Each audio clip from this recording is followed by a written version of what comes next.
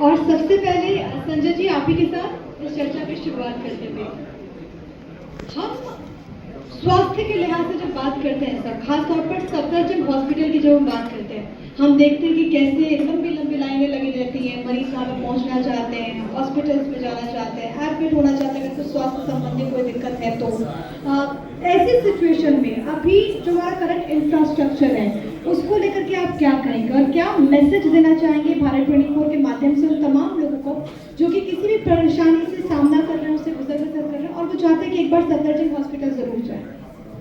आपका बहुत बहुत धन्यवाद आज ये सेशन करने के लिए। एंड जो आपने सवाल रखा ये बहुत महत्व रखता है, बिकॉज अभी सारे देश में एक आकांक्षा हो गई है, जैसे आपने बोला कि हम सफदरजंग हॉस्पिटल जाएं।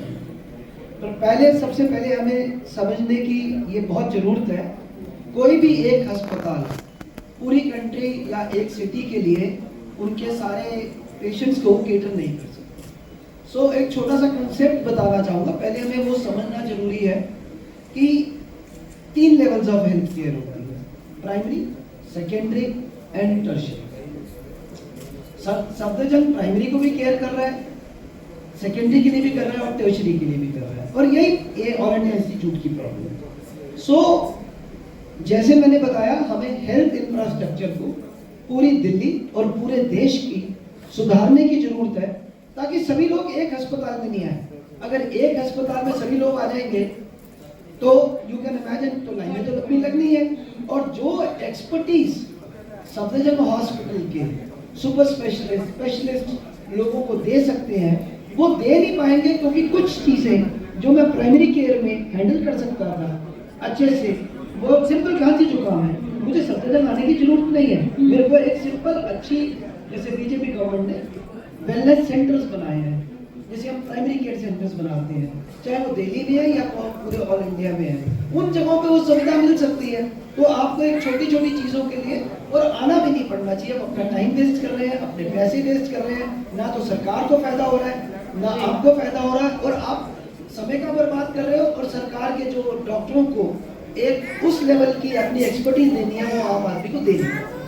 और आपने बहुत अच्छी बात कही, और खास तौर पर मुझे लगता है कि ये जो बात है कि इंफ्रास्ट्रक्चर को और बेहतर बनाने की जरूरत है ताकि किसी एक हॉस्पिटल पर बर्डन ना आए। अब मैं डॉक्टर कोहली आपके पास आना चाहूँगी, और कहते हैं कि आप अपने शरीर पर बहुत कम ध्यान देते हैं। आम लोग जो हैं वो अपने शरीर को नजरअंदाज करते हैं। हालांकि कोरोना के वक्त में हमने देखा कि लोग बहुत ज़्यादा सचेत हुए, लोग बहुत ज़्यादा जागरूक हुए, लेकिन फिर भी आज भी ऐसे लोग हैं जो कि अपने दांतों का ख्याल नहीं रख पाते। क्यों जरूरी है कि आप अपने दांतों की हिफाजत करें? क्यों जरूरी है कि आपकी बॉडी में अगर आपके दांत हैं, अगर आप उसका ख्याल नहीं रखेंगे तो कुछ भी हो सकता है? क्यों इसकी आवश्यकता है? आपने बहुत ही अच्छा प्रश्न उठाया है, और इस मंच से मैं ये बताना चाहूँगा कि oral health is very important for the general health. और आज के टाइम में अगर आप देखें तो आम आदमी की आयु जो है वो आज़ादी के टाइम 37 साल थी, और आज वो 65 साल है, और जापान वगैरह में भी 100 साल है। तो जब आप 100 साल तक जिएंगे तो आपको ओरल हेल्थ की तरफ भी ध्यान देना पड़ेगा। और अगर ओरल हेल्थ आपकी अच्छी होगी तो खान पान अच्छा होगा, अगर खान पान अच्छा होगा तो जेनेटिक बीमारियों के टाइम में आपको ये दिक्कतें नहीं आएंगी। तो ओरल हेल्थ का बहुत ज़्यादा इम्पोर्टेंट है हमारी आम जिंदगी में। आज सुबह मेरी ICMR के डायरेक्टर से बात हो रही थी, वहाँ पे बात आ रही थी कि ओरल हेल्थ प्रेग्नेंट वुमेन में ब्लीडिंग की, गम्स की प्रॉब्लम होती है। उसमें कुछ ऐसी चीज़ें भी सामने आई हैं कि उसमें प्री मैच्योर बर्थ भी हो सकता है, अंडरवेट चाइल्ड भी हो सकते हैं। तो we want to conduct research on that कि how much effect it makes on the health of a women when she is having the bad health. इस चीज़ को आगे बढ़ाते हुए मैं आपसे बताना चाहूँगा आम आदमी को कि ओरल हेल्थ का इफेक्ट आपके हार्ट पे भी पड़ सकता है, लंग्स पे भी पड़ सकता है, और बाकी शरीर पर भी पड़ सकता है। कि अगर आपको डायबिटीज़ है, ब्लड प्रेशर है, उन चीज़ों से अगर आपके दांत खराब है तो आम आदमी के मुकाबले जिस आदमी को ये प्रॉब्लम है उसको ज़्यादा बीमारियाँ हो सकती हैं। तो इन सब चीज़ों को देखते हुए, और दिल्ली में अभी देखिए 1 महीना हुआ एक सरकार को आए हुए, कल मैं अखबार में पढ़ रहा था, उन्होंने ओरल हेल्थ के लिए मोबाइल वैन्स का क्रिएशन किया है। देखिए बहुत ही अच्छी बात है कि दिल्ली सरकार उसके ऊपर भी ध्यान दे रही है। In fact, this morning when I was talking to the health minister, Chief Minister of Delhi, तो एक चीज आम आदमी भूल जाता है और इस मंच से मैं आम आदमी तक ये पहुंचाना चाहूंगा और सरकारों तक भी पहुंचाना चाहूंगा। आप देखिए, जब शाम को आप सड़क पर निकलते हैं और ट्रैफिक जैम होता है, उसके बीच में से कोई एम्बुलेंस होती है और फंस जाती है, उसमें देखिए एक आदमी की जिंदगी का सवाल होता है। तो मैं चाहूंगा कि दिल्ली सरकार इसके ऊपर ध्यान दे के एक सेपरेट लेन बनाई जाए, जिससे कि एक आदमी की जिंदगी को बचाया जाए। जो 2 घंटे में पहुंचेगा उसको 10 मिनट में अस्पताल पहुंचा जाए।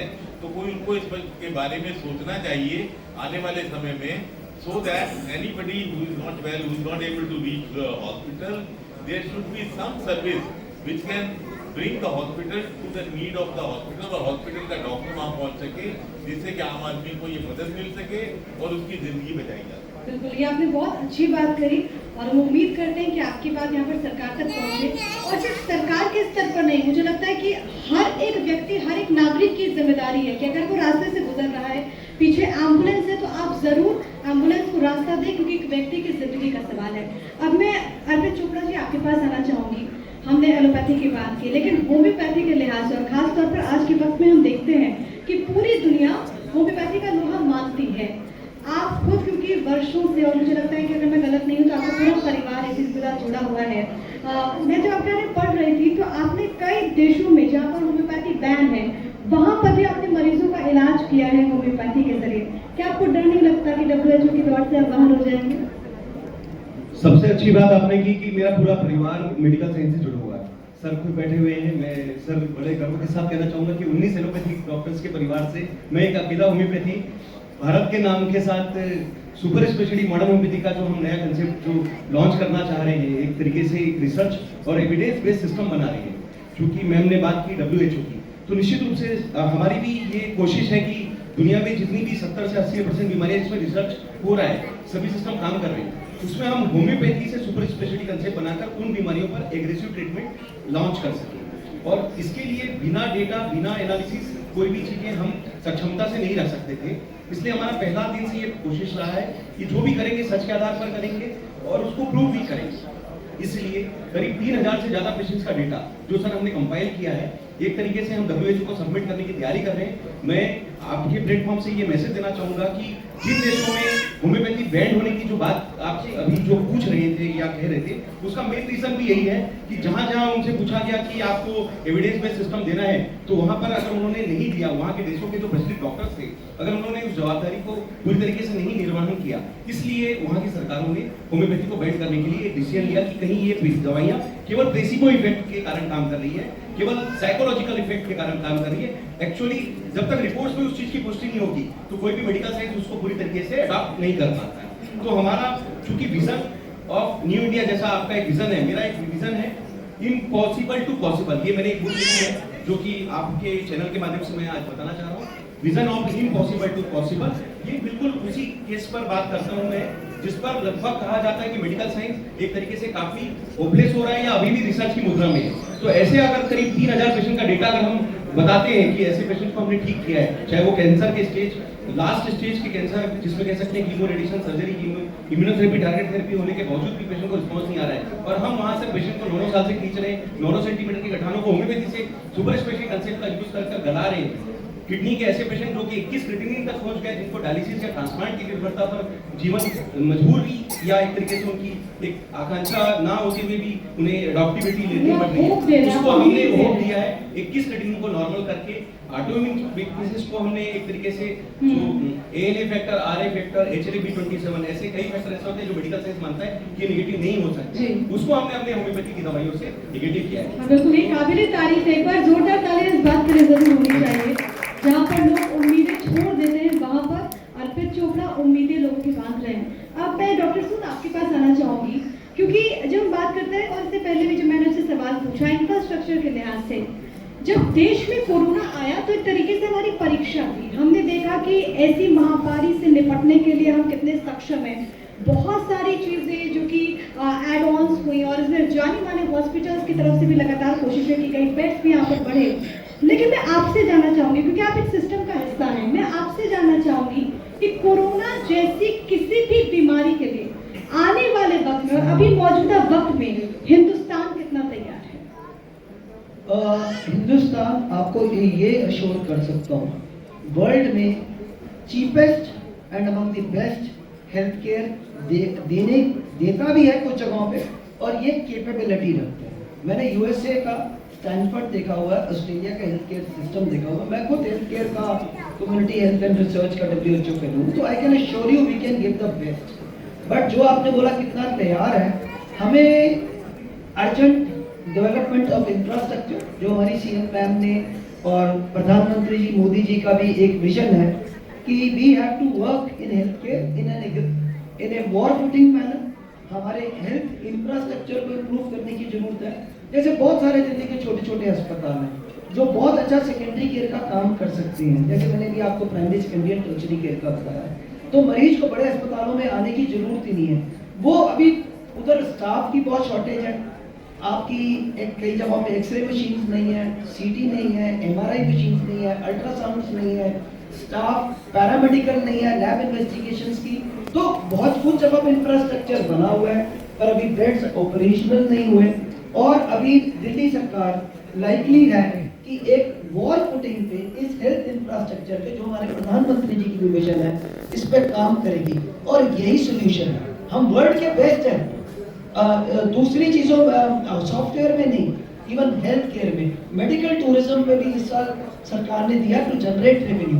But we have to work with a mission, जैसे आपका भारत टीवी कर रहा है, एक मिशन सेक्टर पे कर रहा है to improve this income. So if we do that we can, I can give you the best in the world. तो एक बार इस पर आप कहीं ना कहीं सब्र कर सकते हैं, जैसा कि आपने कहा कि हमारे पास बेस्ट चीजें हैं, हालांकि एड ऑन की जरूरत हमेशा होती है। हमारे डॉक्टर्स बेस्ट हैं, डॉक्टर्स बेस्ट हैं, और आप हमारे बीच में सिर्फ उनको ठीक से एफिशिएंट सिस्टम को एफिशिएंट बनाना है, डिसीजन मेकिंग क्विक करनी है, मैन पावर कम है, उनको एफिशिएंट भी बनाना है, प्लस उनको रिक्रूटमेंट करनी है। तो lot of decisions have to be taken on, like अभी बताया गया डबल इंजन की सरकार है, things are going to be easier now. आप सफदरजंग में देखिए, we are doing everything, it is among the best right now in India when I have worked, and the rest of Delhi can also become. ठीक है। अब doctor Kohli, आपके पास मैं आना चाहूंगी, और प्रश्न ये है क्योंकि आपने कहा कि oral health is very important for general health, लेकिन फिर सवाल होता है कि आप दांतों की देखभाल कैसे कर सकते हैं।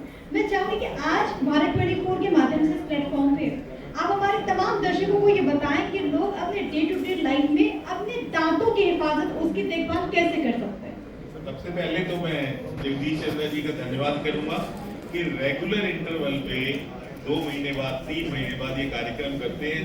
पीछे ने डॉक्टर सरीन को, डॉक्टर गुलेरिया जैसे प्रमुख डॉक्टरों को यहाँ मंच पर बुलाया और लोगों को जानकारी दी।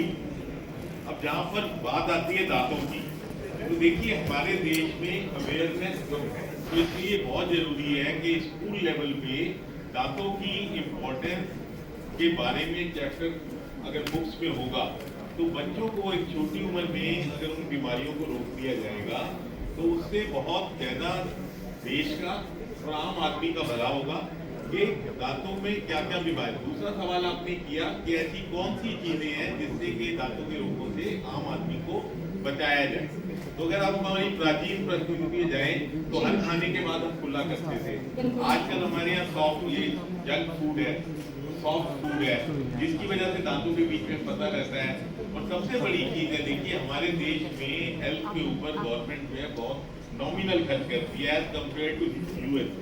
There the expenditure of the GDP on the health is much higher, but we are a developing nation. We cannot take an excuse कि उसकी वजह से हम ये चीजें नहीं कर सकते।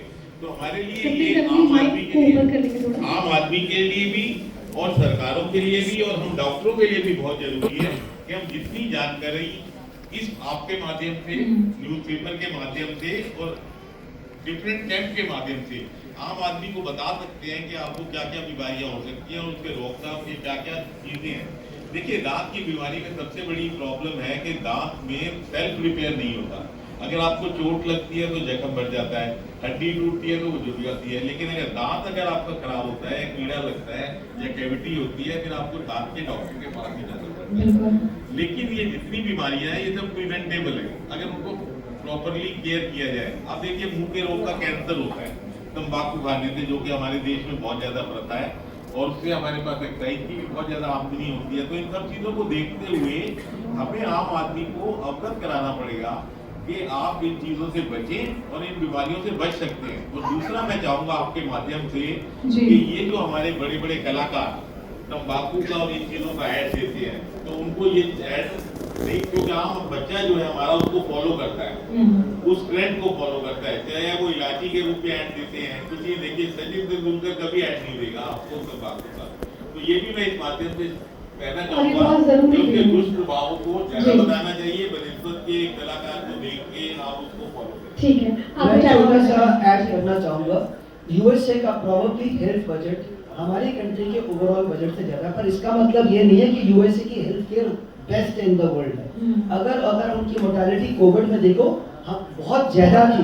So ultimately USA is focusing more on curative medicine, बल्कि हमारे देश में प्रिवेंशन के ऊपर भी फोकस है और पब्लिक हेल्थ के ऊपर फोकस है। जैसे प्रधानमंत्री ने सबसे पहले जब प्रधानमंत्री बने सैनिटेशन के ऊपर एक फोकस किया। तो अगर हम अच्छा पानी दें, अच्छी सैनिटेशन दें, आदि बीमारियां तो हमारी वहां से खत्म हो जाती हैं। अगर हम प्रधानमंत्री जी ने 119वें एपिसोड में ये बोला है, जो अभी मन की बात है, कि हम लोग अपना तेल का सेवन कम करें और अपने वजन पे कंट्रोल करें। और आपको एक छोटी सी चीज बताता हूँ, एक एवरेज इंडियन अबाउट 30, कोई 10 ml लेता है, कोई 100, और अगर 30 ml लेता है और 10% अपना ऑयल कम करता है 10%, तो मान लो वो 20 ml लेता है, तो 10 ml मेरा तेल बचा, 100 कैलोरीज मेरी महीने की खत्म कम हो गई। महीने साल भर में मैंने 5 किलो वजन कम किया। और हमारा देश 2 करोड़ 60 लाख तेल इंपोर्ट करता है। अगर वो मेरा तेल 2 करोड़ टन, ये टन की बात कर रहा हूं, 2 करोड़ रह जाए तो मेरी फॉरेन एक्सचेंज बच रही है। और जो मेरा पैसा बचा वो मेरी दूसरी वेलफेयर कम्युनिटी, प्रिवेंटिव, पार्क्स बनाना, एक्सरसाइज करना, फ्रूट्स एंड वेजिटेबल्स को सस्ता करना। तो prevention has to be combined with curative, and that is the thing for this for our country to make health care cheap. बिल्कुल, और ये आपने बड़ी अच्छी बात कही कि किस तरीके से भारत भी इस दिशा में लगातार आगे बढ़ रहा है और लोगों को भी खुद इसको लेकर के जागरूक होने की भी आवश्यकता है। अब अर्पित जी आपके पास आते हैं और एक आखिरी प्रश्न है मेरा यही कि आज के वक्त में जो युवा पीढ़ी है, क्या आपको ऐसा लगता है कि वो होम्योपैथी पद्धति से दूर होती जा रही है क्या? मेरे हिसाब से जो इंडिया में सबसे ज्यादा होम्योपैथी डॉक्टर्स की संख्या है, जो इस वक्त अगर हम वर्ल्ड वाइड देखते हैं, तो चूंकि इंडियन टेरिटरी में होम्योपैथी काफी पॉपुलर रहा है। लेकिन जो आपका क्वेश्चन है कि अगर कोई दूर हो रहा है तो उसके पीछे भी अगर कोई कारण होगा तो सिर्फ यही होगा कि लैक ऑफ एविडेंस। तो अगर मैं जिस सिस्टम पे काम कर रहा हूँ, जो सुपर स्पेशलिटी होम्योपैथी एक नया सिस्टम बना रहे हैं, उसका मुख्य उद्देश्य है एक एविडेंस, एक ऐसा सिस्टम बनाना जिसमें लोगों का इंटरेस्ट हो, लोगों को उसमें अपॉर्चुनिटी दिखे और लोगों को उसमें एक विश्वास भी पैदा हो। तो कहीं ना कहीं जब ये थ्योरी हम आगे WHO को सबमिट करने की तैयारी करेंगे, तो निश्चित रूप से जब ये डॉक्यूमेंटेशन प्रोसेस को आगे बढ़ाएंगे, तो जब ये रिसर्च टॉपिक पढ़ने में आएगा, तो होम्योपैथी जो स्टूडेंट्स हैं या फिर मेरे जो कलीग हैं, उनको एक कॉन्फिडेंस आएगा कि होम्योपैथी में भी क्रिटिकल, सर्जिकल या एटोपिक या लार्ज स्टेज के पेशेंट के इमरजेंसी मैनेजमेंट, इवन कोमा के पेशेंट्स को भी डील किया जा सकता है। तो ये जो कॉन्फिडेंस जब बढ़ेगा तो निश्चित रूप से उनका इंटरेस्ट होम्योपैथी में आना चाहिए और ये बढ़ना चाहिए। और इसी नोट पर थैंक यू सो मच आप तीनों का हमारे साथ जुड़ने के लिए। Thank you so much Bharat 24 के मंच पर आने के लिए, बहुत बहुत धन्यवाद। A real big thank you to you for making the audience aware of this problem and how the problem can be solved. Thank you. Thank you.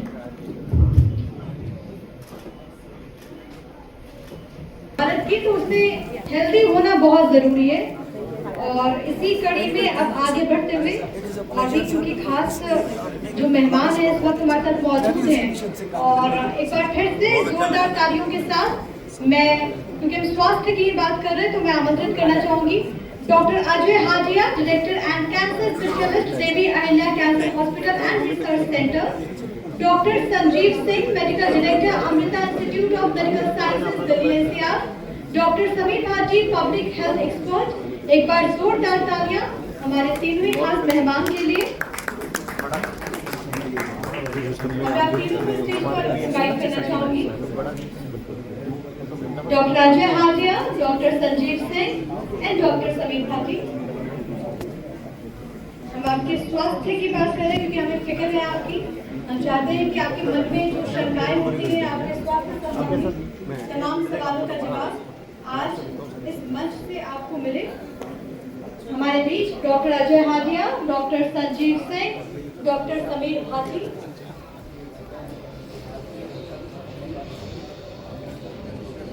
मैं रिक्वेस्ट करूंगी हमारी टीम से कि हम गेम चेंजर्स विद एनजे एक भी clip अपने दर्शकों को दिखाएं, कैसे समाज के जो लोग हैं